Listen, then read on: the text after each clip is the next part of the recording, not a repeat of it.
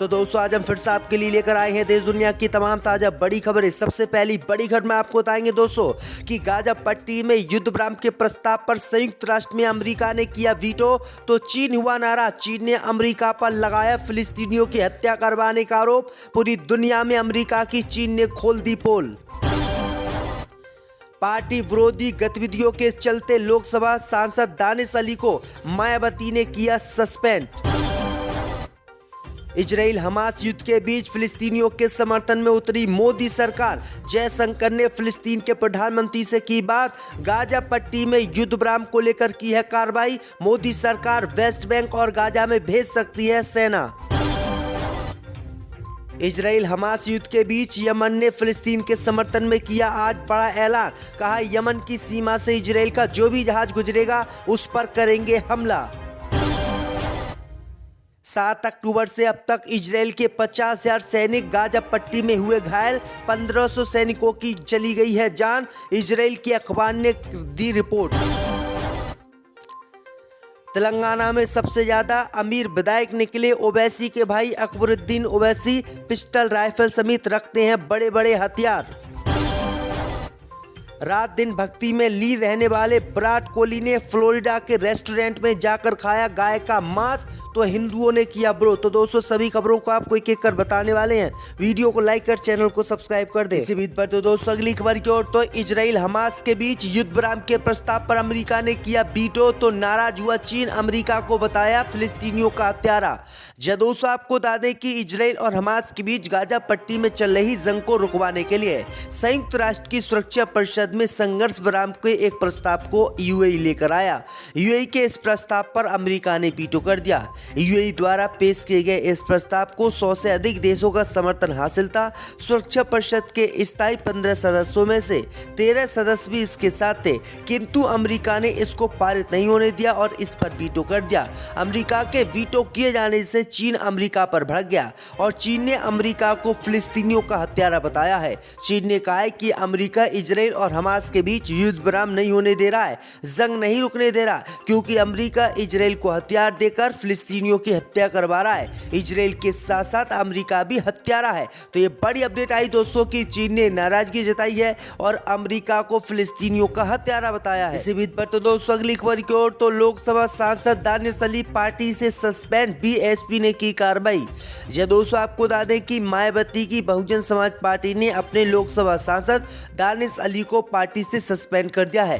Party ने party विरोधी गतिविधियों में शामिल होने के आरोप में दानिश अली पर यह कार्रवाई की है। दानिश अली उत्तर प्रदेश के अमरोहा से लोकसभा सांसद है। बीएसपी की ओर से शनिवार को जारी किए गए पत्र में कहा गया है कि बीएसपी सांसद दानिश अली को पार्टी विरोधी गतिविधियों में शामिल होने की वजह से 9 दिसंबर को पार्टी से निलंबित कर दिया गया है। पार्टी की ओर से यह कार्रवाई ऐसे समय की गई है जब मायावती ने देश भर में बीएसपी के नेताओं की बैठक बुलाई है। लखनऊ में रविवार को यह बैठक होने वाली है।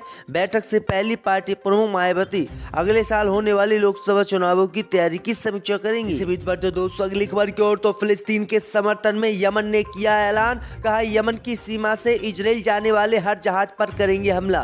दोस्तों आपको बता दें कि इजराइल और हमास के बीच चल रहे युद्ध में यमन ने इजराइल के खिलाफ फिलिस्तीन के समर्थन में बड़ा ऐलान किया है। यमन के हौतीस ने ऐलान किया है कि आज के बाद यमन की सीमा से इजराइल जाने वाले किसी भी विमान को हम निशाना बनाएंगे। उन्होंने कहा है कि जब तक इजराइल गाजा पर हमला करेगा यमन इजराइल को निशाना बनाएगा और इजराइल के जहाज़ों को लाल सागर से नहीं गुजरने देगा और ना ही अपनी सीमा के अड़ोस पड़ोस में भटकने देगा, जो इजराइल के लिए बड़ा झटका माना जा रहा है। यानी फिर से हौतीस ने हमास और फिलिस्तीन के समर्थन में ये बड़ा ऐलान किया, जबकि सऊदी अरब सहित बड़े बड़े मुस्लिम देश चुप्पी साधे बैठे हैं। इसी बीच पर तो दोस्तों अगली खबर की ओर। तो इजराइल हमास जंग के बीच फिलिस्तीन के समर्थन में फिर से उतरी मोदी सरकार। मोदी सरकार के विदेश मंत्री ने फिलिस्तीन के प्रधानमंत्री से की बात। दोस्तों आपको बता दें कि इजराइल और हमास के बीच चल रही जंग में इजराइल का विरोध करते हुए फिलिस्तीन के समर्थन में एक बार फिर से मोदी सरकार आ गई है। दरअसल आपको बता दें कि भारत के विदेश मंत्री एस जयशंकर ने शनिवार को फिलिस्तीन के प्रधानमंत्री मोहम्मद फतेह से बातचीत की है। टेलीफोन पर हुई इस बातचीत के दौरान जयशंकर ने फिलिस्तीनी प्रधानमंत्री से गाजा और वेस्ट बैंक की मौजूदा स्थिति पर चर्चा की है और इसकी जानकारी जयशंकर ने खुद दी है। दरअसल आपको बता दें कि फिलिस्तीन के समर्थन में लगातार मोदी सरकार उतरती आ रही है। फिलिस्तीन के लिए मोदी सरकार सहायता भी कर रही है और अब फिलिस्तीन के प्रधानमंत्री से भारत के विदेश मंत्री ने बात की है। तो ये बड़ी अपडेट आई दोस्तों कि मोदी सरकार खुलकर फिलिस्तीन के साथ उतर आई है। इसी बीच पर तो दोस्तों अगली खबर की ओर तो इजराइल के अखबार ने इजराइल की सेना के आंकड़े किए जारी। कहा 7 अक्टूबर से अब तक 50,000 सैनिक हो चुके हैं गाजा पट्टी में घायल। जब दोस्तों आपको बता दें कि इजराइल और हमास के बीच चल रही जंग में इजराइल के अखबार ने आज इजराइल की सेना की पोल खोलते हुए एक रिपोर्ट जारी की है। इजराइल के अखबार ने बताया है कि 7 अक्टूबर से अब तक इजराइल के 50,000 सैनिक गाजा पट्टी में हमास के हाथों घायल हुए हैं। वहीं आपको बता दें कि 15,000 इजराइल के सैनिकों की 1500 इजराइल के सैनिकों की मौत होने का भी दावा इस अखबार में किया गया है। वहीं आपको बता दें कि इस अखबार की रिपोर्ट सामने आने के बाद पूरी दुनिया इजराइल पर थूक रही है और कह रही कि आप गाजा पट्टी में हमास के मात्र लड़ाकों से मुकाबला नहीं कर पाए और आप पूरी दुनिया में सुपर पावर बनते फिरते हो, अपनी सेना को सबसे पावरफुल बताते हो, जबकि गाजा पट्टी में हमास के हाथों पिट रहे हो। तो इजराइल की पूरी दुनिया में बद जमकर पिटी है। इसी बीच पर तो दोस्तों अगली खबर की ओर तो दिन रात भक्ति में लीन रहने वाले विराट कोहली ने फ्लोरिडा जाकर खाया गाय का गोश्त, वीडियो की जारी। दोस्तों आपको बता दें कि टीम इंडिया इस समय दक्षिण अफ्रीका के खिलाफ 10 दिसंबर से T20 सीरीज में भिड़ने की तैयारी कर रही है, मगर भारतीय बल्लेबाज विराट कोहली इस समय ब्रेक लेकर परिवार के साथ छुट्टी मना रहे हैं। लेकिन छुट्टियों में विराट कोहली ने ऐसा काम कर दिया जिससे समस्त हिंदू समुदाय का सिर शर्म से झुक गया है। दरअसल आपको बता दें कि सोशल मीडिया पर एक पोस्ट वायरल हो रही है जिसमें एक तरफ विराट कोहली अपनी पत्नी और बेटी के साथ रेस्टोरेंट में बैठे नजर आ रहे हैं और दूसरी तरफ उनके रेस्टोरेंट का बिल दिखाया गया है। यहाँ तक कहानी सामान्य, लेकिन जैसे ही आप बिल की तस्वीर देखेंगे तो आपकी रगों में खून की रफ्तार बढ़ जाएगी। बिल में दिखाई दे रहा है कि कई सारी चीज़ों के साथ बीफ का ऑर्डर भी जोड़ा गया है।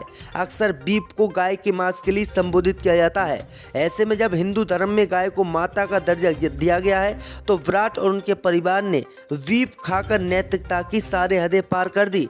ये बड़ी अपडेट आई दोस्तों कि फ्लोरिडा जाकर विराट कोहली ने अपनी पत्नी के साथ गाय का गोश्त खाया और जिसे देखकर पूरे देश के हिंदुओं का खून खौलने लगा। इसी बीच पर तो दोस्तों अगली खबर की ओर तो तेलंगाना के सबसे अमीर विधायक हैं अकबरुद्दीन ओवैसी।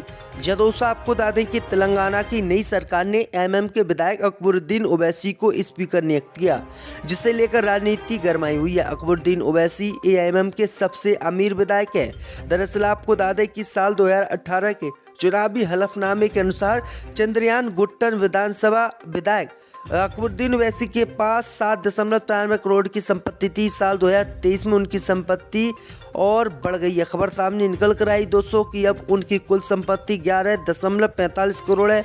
वहीं उनके ऊपर 6.05 करोड़ रुपए का कर्ज भी है। तो ये बड़ी अपडेट आई दोस्तों कि अकबरुद्दीन ओवैसी तेलंगाना विधानसभा में सबसे ज़्यादा अमीर विधायक है। इसी बीच पर तो दोस्तों अगली खबर की ओर तो सऊदी अरब ने भारतीयों के लिए की बड़ी घोषणा, तिलमिलाया पाकिस्तान।